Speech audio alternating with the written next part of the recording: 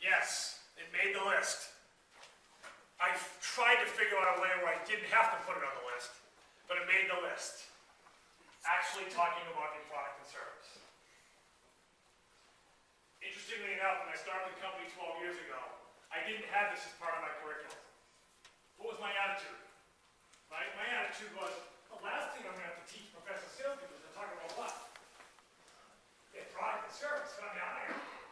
And then I started doing trainings, and I started hearing people present their value proposition, and was I ever sadly mistaken?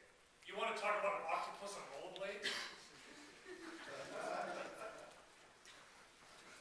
I mean, holy moly.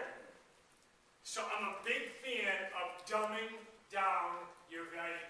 Dumb it down. And ka-chunk it.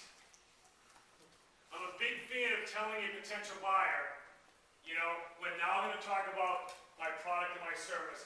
And there are 4 things or 5 things we're going to, that's it, like this simple. Like you want to dumb it down. So if you choose this profession and you feel like that the product's complicated, go to your boss and say, can we just at least for a first meeting when we're talking about our value proposition, can we just dumb this, let's simplify this thing. Especially in generation distraction. Okay, that's where this really comes into play. So I'm a big fan of using FAQs as a backdrop to describe your product. And what FAQs mainly is you'll be at a client meeting or a prospect meeting, and you'll look at the prospect and you'll say, we're out there meeting with other folks just like yourself. And they seem to be asking us these 4 or 5 questions. And you pose the questions, you get the prospect to buy into it, like, yeah, that's what I was going to ask you too.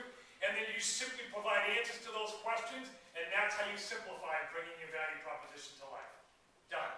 It's that simple. And what is so unique about this? Every website on planet Earth has what kind of a tab on there? Why do they have that?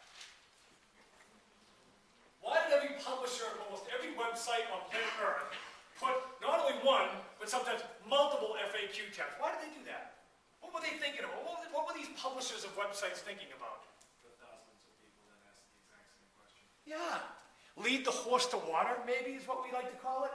So why hasn't anyone ever created, until me, thank you, a verbal approach to this written approach that's been around since the Stone Age? We've had magazine articles written like this, we've had newspaper articles for years and years, and yet nobody verbally goes to a client and look at it. We're getting asked these 5 questions. Are these the ones you're going to ask me today? They are? Yeah. Well, if we provide good answers to these questions, will that go a long way towards us cementing a relationship? Most likely. It's that simple. That's how easy it can be to bring your value proposition to life, right? And of course, each FAQ has a buy-in. You have to make sure they bought into the answer you gave them, and hopefully you're creating urgency along the journey, because we have to help people make a decision about when they're going to buy. We don't like to have people feel like they have forever. You have a quota you have to reach. Next, negotiating objections and closing. Simply put, it's the funnest part you'll have. It's the most time you should actually be laughing. I'm not joking here. You should be laughing. One of the things that buyers look for in sellers, how wigged out they are when you get an objection. This is when you want to be casual and loud. Remember, we're not saving lives. The second they see you wigged out or defending yourself or punching back product attributes, that's exactly what a buyer does not want you to do. That's not what they want you to do. Now they feel like they're being what? Sold. People don't like to be sold. How about all of you? Nobody raised your hand. Nobody is feeling being sold. So resist the temptation of punch, counter-punch when you get an objection. Thank them. Have fun with it. Laugh. Joke. It's the best time. The best time to joke is during negotiation, during objection handling. Right? Give the owner, nice visual, huh? That this isn't life or death. Give the owner that you got all kinds of people that are doing business with you. I need your business, I want it, but life's not going to end. A buyer is intrigued about that. It's a little reverse psychology. Next, and last but not least, defining a next step action plan. My the salespeople like training coach nowadays are terrible at this. We are in such a sorry state of this step. Okay, I'm back. We're hurting. So what's the minimal? What's the most minimal outcome you're trying to achieve in most, if not all, of your meetings, phone or face-to-face? When's the next meeting? That's the first question you should ask yourself. Hopefully, when you get into the sales rank, you'll have a boss, a director, a vice president, where the only question they're going to ask you when you come back from a sales call is, when's the next meeting? And I hope, if for some reason you don't have one, then the boss looks at you and says, I don't want to talk about this opportunity again, unless it's to talk about why you don't have another meeting. That I'll talk to you about, and what we can do to get one.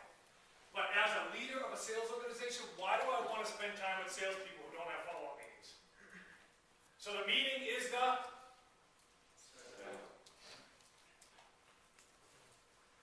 right? So you got meetings, you got next steps, you build an action plan. That action plan should be built when the shoe fits. It can't be like this in every meeting. This is a little bit further down the courtship. But when the shoe fits, the action plan is built from what? The action plan is built from needs and a strategic needs and a decision date that you author. You're gonna be the one that authors when somebody has to make a decision. And you're gonna live with the consequences and the outcome of whatever answer you get back. And it's okay. Because this is what we've learned in the world of professional selling. Whatever answer you get back is the answer you were going to get if you were giving them an extra 2 weeks. You squeezed the truth out of somebody. Which means you just saved yourself some. So you always author a next step action plan from a decision date, but you only author decision dates when you're in the right time of the courtship. You wouldn't do that in the first meeting primarily, depending on what you're selling. But when you're at that point where you feel like you've had a meeting, a couple of meetings, and there's some good symmetry and it's good discussion going back and forth, and there seems to be serious interest. They want to meet with you again. But all the tea leaves are, but that's when you sit there and say, that's great. And you punch point through VBRs. VBR stands for valid business reasons. Through valid business reasons. You punch point and you justify why we have to have a decision by this date, and you get your prospect to accept that. And then you reverse engineer from there, and you build a complete action plan. You may walk out of there with 3 meetings. Because it's not going to be bought for a month, and our internal team has to do this, we're going to meet about that. And the whole reason you do that is you're trying to squeeze the truth out of them. Because if they're not really going to buy it, at some point they're going to stop you and you're trying to say, look, I want to be honest with you. Which is all you ever wanted. You have to help people buy from you. Don't give buyers their own window of when they're just going to buy willy-nilly. And sometimes it'll be a 4 month. 4 months is when the decision date is. It doesn't have to be, there's no hard pressure in this at all. You take the needs they told you, you took the timeline that they gave you, and then you just use their words to your advantage, just like what profession does that? Just like a lawyer. And you say, well, based on this and that and this and that and this and that, we have to have a decision by December 18th. Can you and your team rally on that, or would you rather just take a hall pass? Now, you have to give the attitude that you care, but you don't care. Buyers like that, they're not sensing any desperation at all, so they start feeling, boy, they must have something. I don't sense any desperation. In fact, they're asking me to make a decision, and they're willing to walk. That is the ultimate reverse psychology, and absolutely the way we should go to market every time. Liberate yourself. Courage. Be courageous. Go for it. What do you care about? You're going to fail your business anyways. Question? So, are you saying that we should create some urgency while having a conversation with a client? Correct. By ideally using their words to your answers to your question, you create urgency both by using their answers and punch pointing some of your own valid business reasons. And those two join at the hip, those 4 or 5, justify why you're asking for a decision to be made by this date. And see what the reaction is. It's going to tell you everything. I'm telling you. No, not so much experience, you just wanna do it at the right time. If you don't do it timing-wise, like, you wouldn't wanna probably do it on the first meeting, depending on what you sell. I mean, we were in Professor Nato's class right before this, and what was the product? That Virtual reality conference. I mean, right, so that's a multi-meeting, like, that probably wouldn't happen until the 5th, 6th, 7th, 8th meeting, right? But at some point in the courtship, you're gonna, your instincts take over, you're like, oh, decision's gonna be made, and you're either gonna make it or not, but it's gonna be a my timeline. Because guess what salespeople are asked to do by vice presidents of sales every week and every month? They're asked to set a forecast. How do you forecast if you don't have follow-up meetings? How do you forecast if you don't know when people are going to buy from you?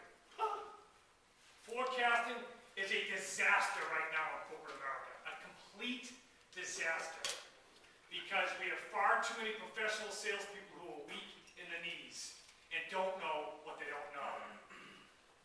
And they're forecasting just willy-nilly because they're just all over the place. They lack discipline. My passion working through Professor Nato is for those that choose this profession, don't make the mistakes I made. There's no reason for it. You're being taught. I wasn't taught like this. You're being taught. Don't make the same mistakes I made for God knows how many years.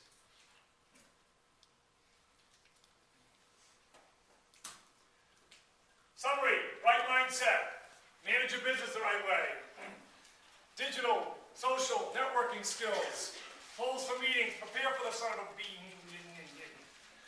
Manage conversations. Ask the right questions. Present your value proposition. Negotiate objections. Define a next step action plan / follow-up. That's the top 10 skills / attributes in professional selling. Open Q&A. Please. Could you just go back to the slide about... Absolutely not. Next one. environmental? Sharon? Yeah. It was like, questions. Oh, the reverse engineer to prepare?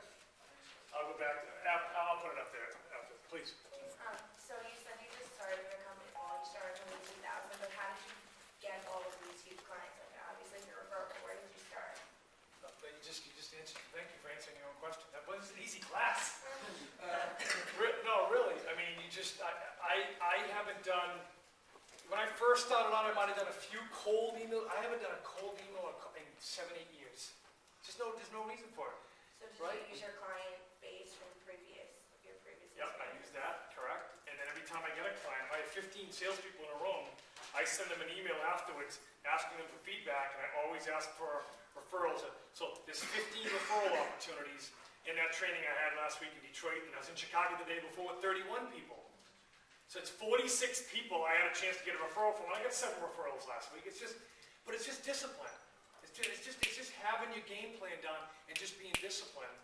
And just letting it make you money. I don't mean to oversimplify it, but it's that simple, right? Now, there's a way to ask for referrals. There's a communication strategy. We won't get into the deep, but absolutely, there's a right way and a wrong way for asking for referrals. You got to kind of earn the right first. You know, I think I just want to stay top line in this session today.